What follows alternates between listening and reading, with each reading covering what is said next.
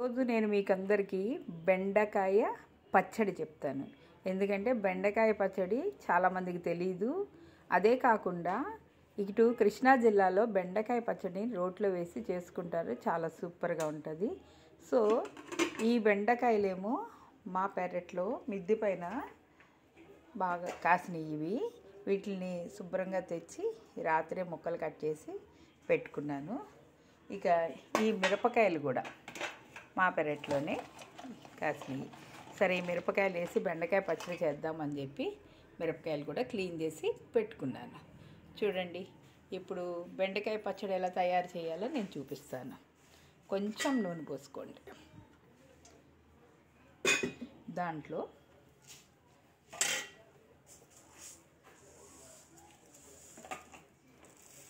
కొంచెం ఆవాలు,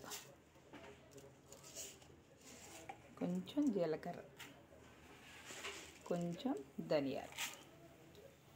ధనియాలు కొంచెం ఎక్కువ వేసుకున్నా బాగానే ఉంటుంది. ఇక దానిలోకి శనగపప్పు,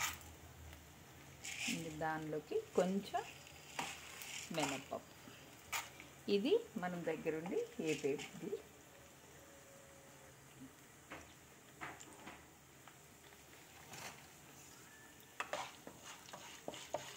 దీన్ని దోరగా చిన్న మంట మీద వేపాలి. ఇప్పుడు కొంచెం దోరగా వచ్చింది కదా, ఎండుమిరపకాయలు వేయండి.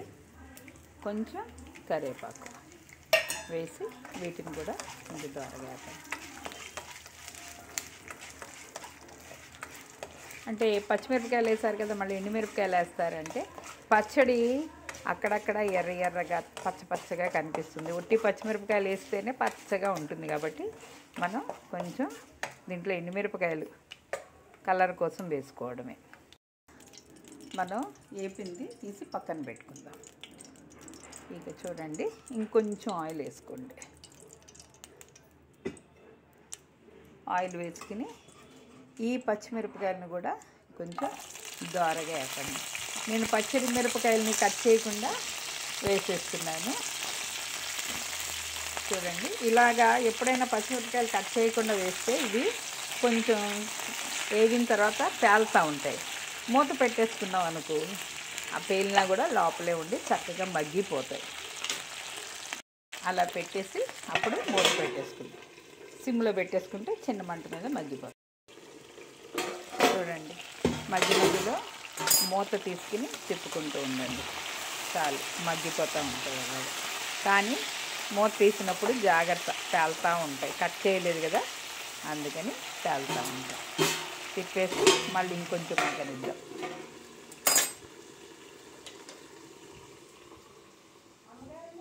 రా, ఇలా మగ్గిపోయిన పచ్చిమిర్చిని కూడా మనం పక్కకి తీసుకుందాం.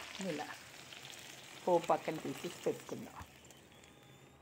ఇప్పుడు మళ్ళీ కొంచెం నూనె పోసుకుందాం. ఏమీ లేదు, బెండకాయలు మగ్గడం కోసం. ఈ బెండకాయలని దీంట్లో వేసి మగ్గనిద్దాం.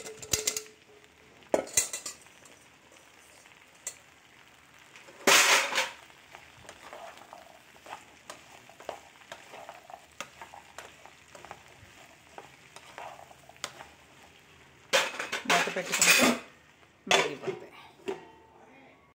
ఇలా కొంచెం మగ్గితే సరిపోతుంది బెండకాయలని.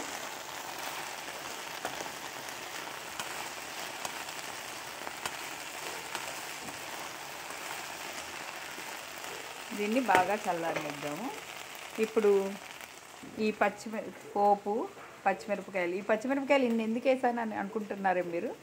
మా ఇంట్లో కాసే చెట్లకి పచ్చిమిరపకాయలు అసలు కారమే ఉండవు, అందుకని కొంచెం ఎక్కువ వేసాను.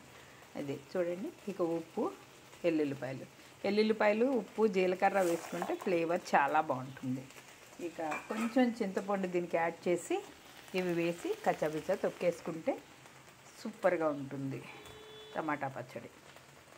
ఇక దీనిలోకి కొంచెం పసుపు,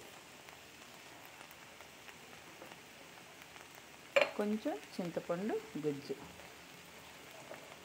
మనం పులుపు టేస్ట్ని బట్టి చింతపండు గుజ్జు వేసుకోవడమే. అవి ఒక 1/2 కేజీ బెండకాయలు ఉంటాయి. దానికి కొంచెం పసుపు, చింతపండు పులుసు, గుజ్జు వేసేసి ఇదిగో ఎల్లుల్లిపాయలు, ఉప్పు, పోపు ఇదంతా రెడీ చేసి పెట్టుకున్నాం. వీటిని ఇంకా చల్లారిన తర్వాత మిక్సీ కొట్టుకుందాం. చల్లారనిస్తేనే బాగా చల్లారితేనే బాగుంటుంది కాబట్టి ఇలాగ ప్లేట్లో పెట్టి బాగా చల్లారిన తర్వాత మనం దంచుకుందాం రోట్లో వేసి. ముందుగా మనం మిక్సీ కొట్టుకుందాం. చూడండి, పప్పులు ఎండుమిరపకాయలు అవి ముందేస్తే కొంచెం మెత్తగా అయిపోతాయి.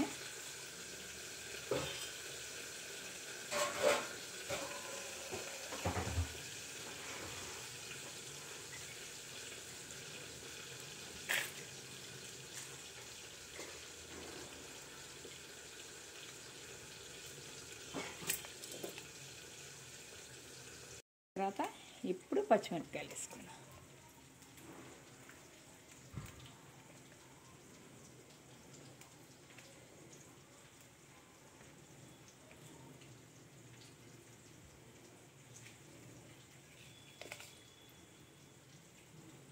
ఇలా పచ్చిమిరపకాయలు నలిగిన తర్వాత ఇప్పుడు ఎల్లుల్లిపాయలు, జీలకర్ర అనేది మనం పోపులో వేసాం కాబట్టి దీంట్లో అంత అవసరం ఉండదు.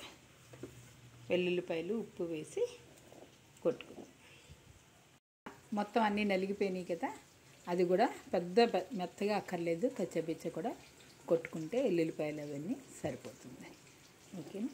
ఇప్పుడు ఈ చల్లారిన బెండకాయలు, పసుపు, చింతపండు వేసి కొట్టుకుందాం.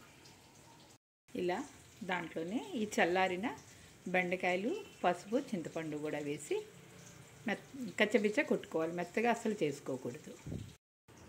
మనం బెండకాయ పచ్చడిని రెడీ చేసేసుకున్నాం. చూడండి, ఇలా కచ్చబిచ్చ కొట్టుకుని దీంట్లో కావాల్సిన వాళ్ళు పోపు వేసుకుంటారు, లేని వాళ్ళు ఇలాగే తినేయచ్చు. నెయ్యి పోసుకుని దీంట్లో బెండకాయలో చక్కగా వేడి అన్నంలో పెట్టుకుని తింటే చాలా టేస్టీగా ఉంటుంది.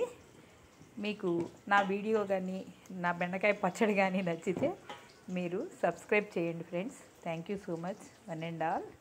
అందరూ కామెంట్ చేయండి పచ్చడి ఎట్లా ఉంది అన్నది. ఎవరైనా చేసుకోకపోతే ఒకసారి ట్రై చేయండి, టేస్ట్ చూసి నాకు కామెంట్ చేయండి. Thank you so much one and all.